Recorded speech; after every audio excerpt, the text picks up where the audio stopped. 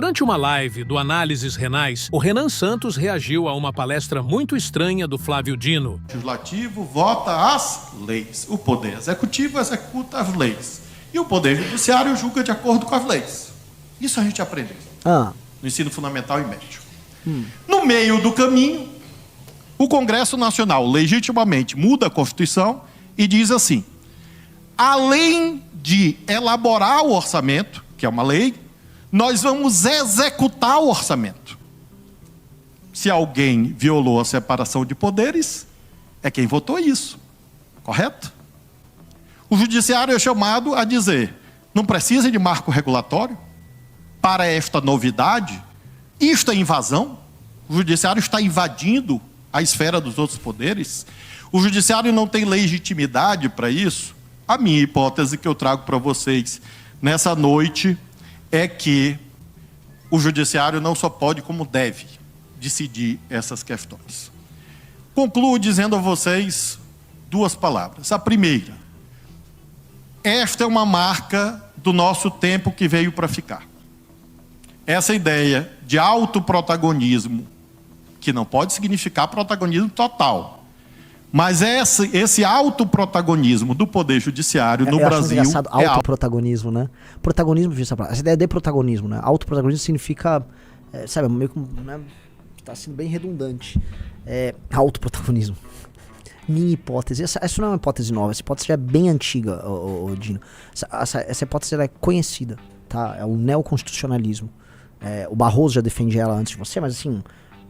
A galera na gringa já defende há muito tempo, tá? Vocês só estão usando isso porque você está tentando, numa faculdade de Direito, validar vocês como um superpoder. Que é isso, né? Autoprotagonismo, você está tentando também fazer um eufemismo para superpoderes. Vocês querem ter superpoderes. O que ele falou é o seguinte: ele começa com uma argumentação válida. Cabe ao legislativo executar o orçamento como eles estão fazendo? Não, não cabe. Isso é ilegal, né? O que eles estão fazendo com as emendas é naturalmente legal. Porque você está tendo o país sendo administrado por 513 deputados. Essa é a prática.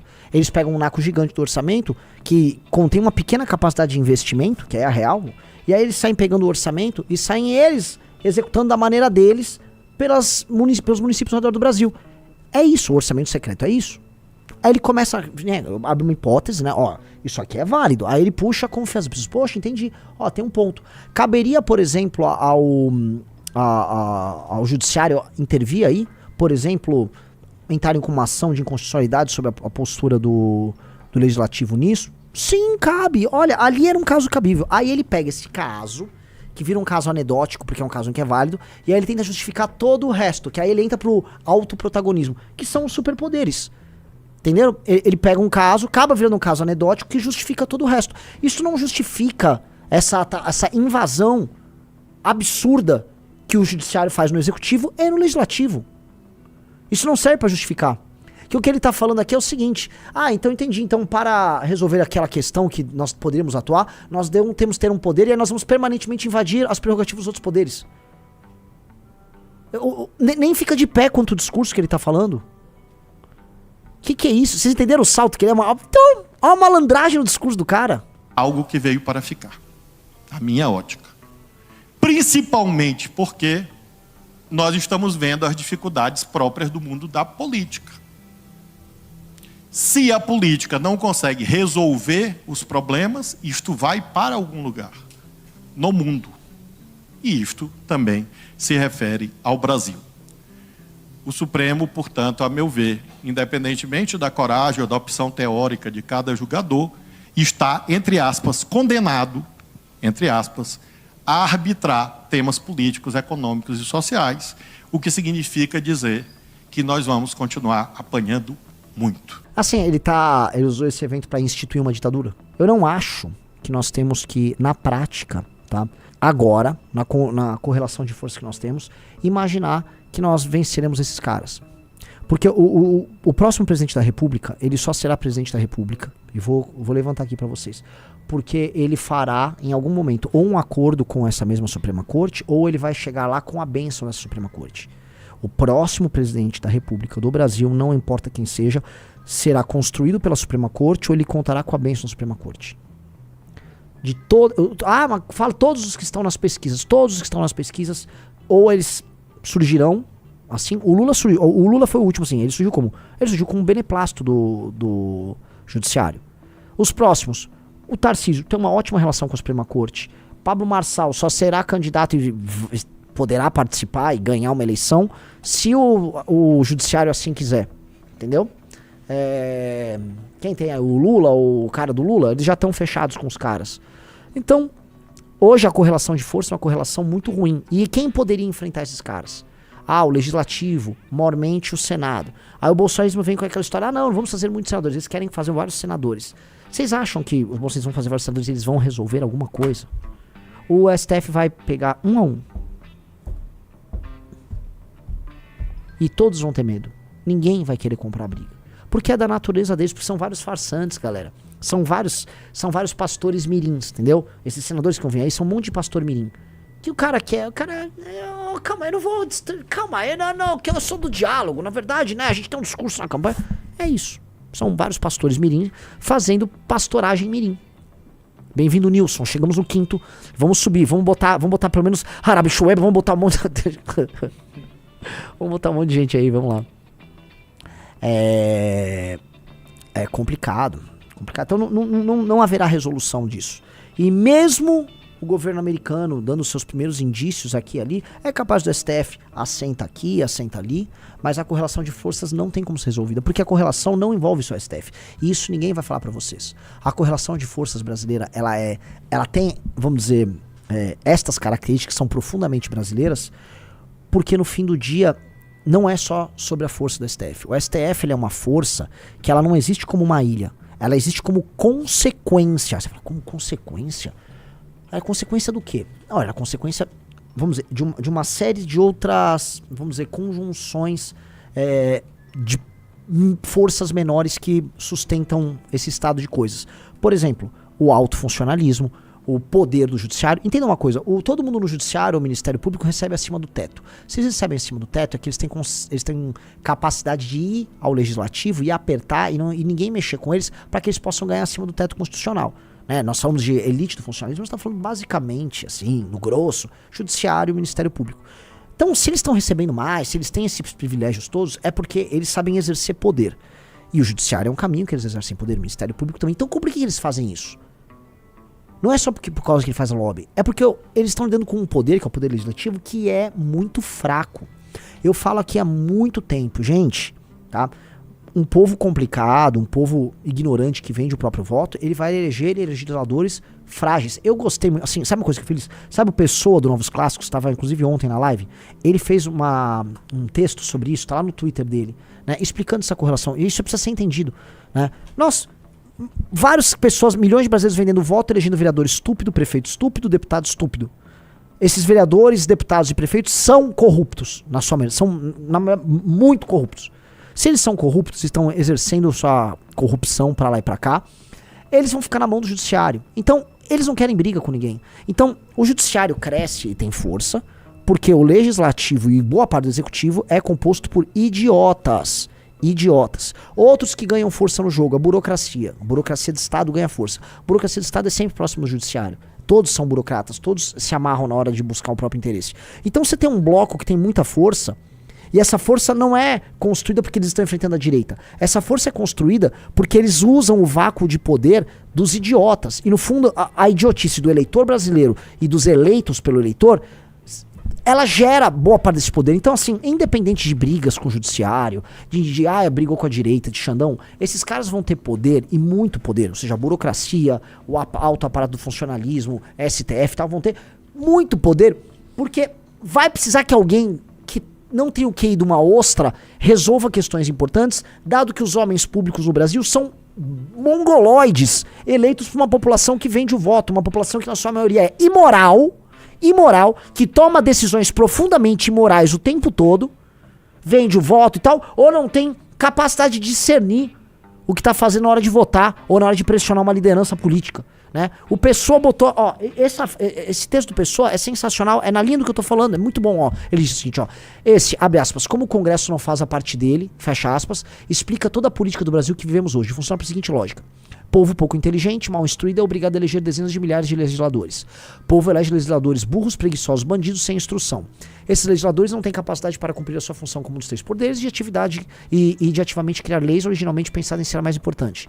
Problemas em questões nacionais não são resolvidos como deveriam ser, segundo a teoria da repartição dos poderes. Sobra para os outros 2 poderes resolverem, o executivo e o judiciário. O executivo tem a sua atuação extremamente restrita pelos outros 2 poderes para evitar que ele fique poderoso demais e consiga subverter a democracia. Só sobrou o judiciário para governar o país. O menos democrático com menos accountable dos poderes, com menor capacidade técnica e com um perfil dos 6 membros menos diversos.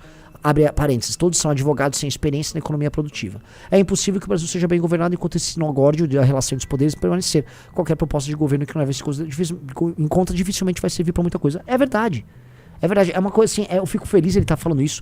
A gente tá falando isso também, vocês já viram a gente falar. E é ótimo que esse tipo de consenso cria. Igual a gente criou o consenso do Oruan, tem pessoas inteligentes como pessoa escrevendo, o próprio Antum escreve, já viu o Bisotto falar disso, a gente fala, pessoas diferentes vão falando e você vai formando um consenso. E isso é verdade. Então assim, não adianta achar que o Xandão ou o Dino existem porque eles estão enfrentando a direita. Não! Isso já existia antes. Super salário no funcionalismo, super poder da burocracia já existia.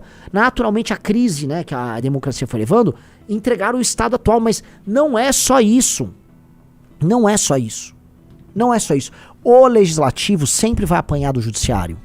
Ele sempre vai apanhar do judiciário. Porque o legislativo é composto por ladrões, por imbecis, por gente assim interessada na próxima eleição, no próximo dinheiro, na próxima verba que vai roubar.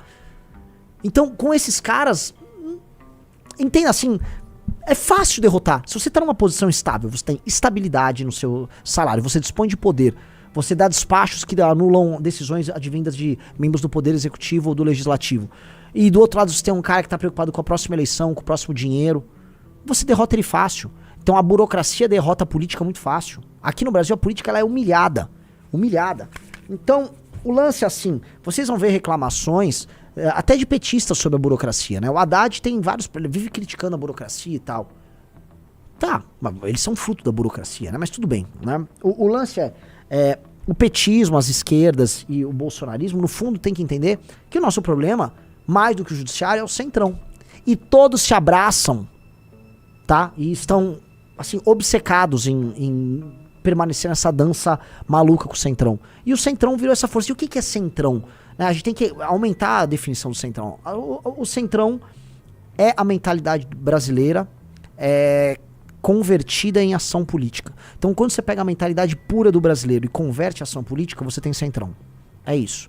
Tá? Então, não tem nada mais brasileiro do que o centrão. Ah, fulano é de direita. Tá? Se o cara é de direita, ele tá pegando ideias de fora e uma interpretação da ação política de fora e adapta a um contexto local. Ah, fulano é de esquerda. Mesma coisa. Agora, o que é a natureza pura brasileira? Tanto que você pega o centrão, os caras do centrão dizem que eles não têm ideologia. O discurso do Hugo Mota, que é o presidente da Câmara, é falar, não, agora não temos extremos, né? Não temos ideologias. Eles adoram falar que eles não têm ideologia. O que eles querem dizer? Eu não estou aqui vendo essas correntes de pensamento que a gente acha perda de tempo, são umas perfumarias. Não é. Isso é negar que ele próprio não representa uma ideologia.